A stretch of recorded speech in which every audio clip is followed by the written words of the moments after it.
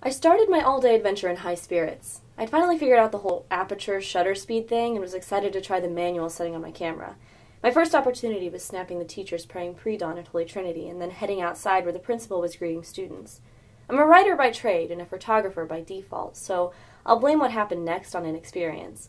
It didn't occur to me that I wouldn't be able to wear gloves while operating the camera. I have Raynaud's disease, and after 20 minutes in the bitter cold without my gloves, my fingers were so severely numb I could barely put the lens cap back on my camera. The thing about Raynaud's is it's most painful when you warm up.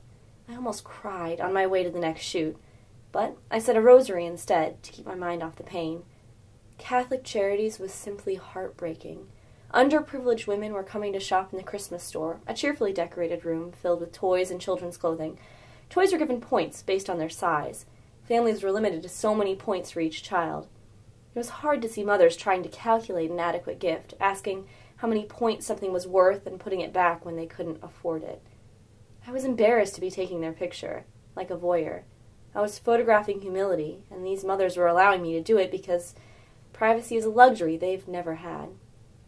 I said a rosary for homeless families on my way to the next stop, Fort Leavenworth. The entrance gate to the fort is serious business. IDs and car registrations are required, and cars are inspected, sometimes searched. Once inside the complex is impressive, a microcosm. I wound my way to the post chapel where I was scheduled to photograph a deacon assisting Mass. I walked into a big, beautiful church, but it was dark and empty, with no indication of Mass would begin soon. I went exploring and finally found the deacon, who showed me to a tiny room with seating for about 20 people. It was wonderfully warm and intimate, a true atmosphere of community. I was glad I'd missed Mass that morning because I really wanted to share the Eucharist here.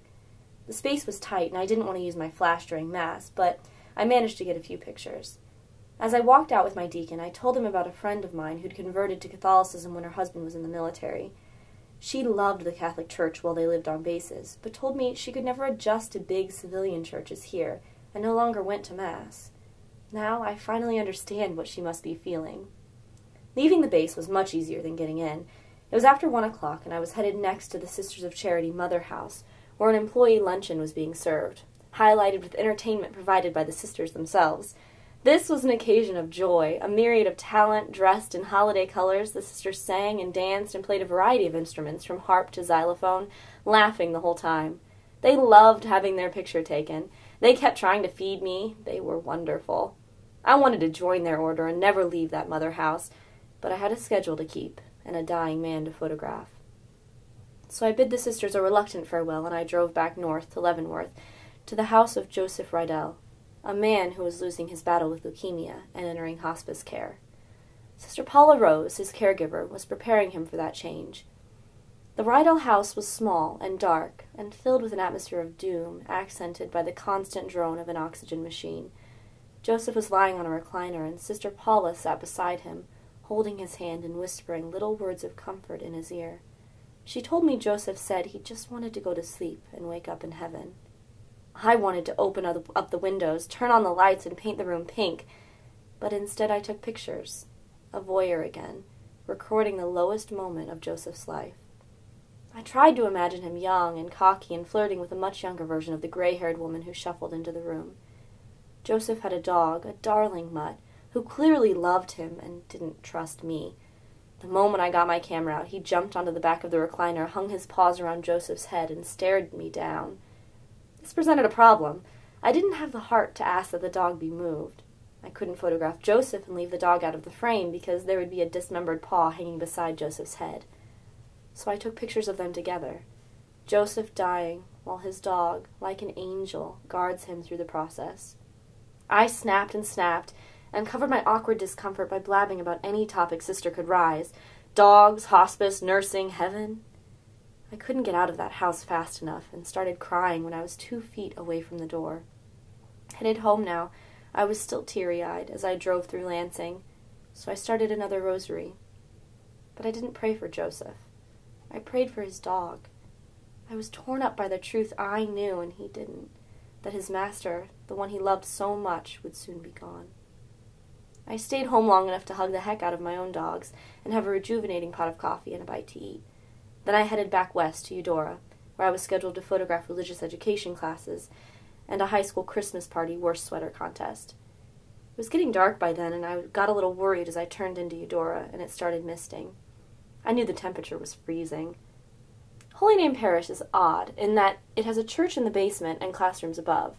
When I walked in the door, I was greeted by Father Pat Riley and his darling dog, who sat together during religious ed, guarding the hall, directing students and giving a real community feel to the evening. As I photographed the religious ed classes, people came early to set up for the high school Christmas party, and said the streets were getting bad. I was worried.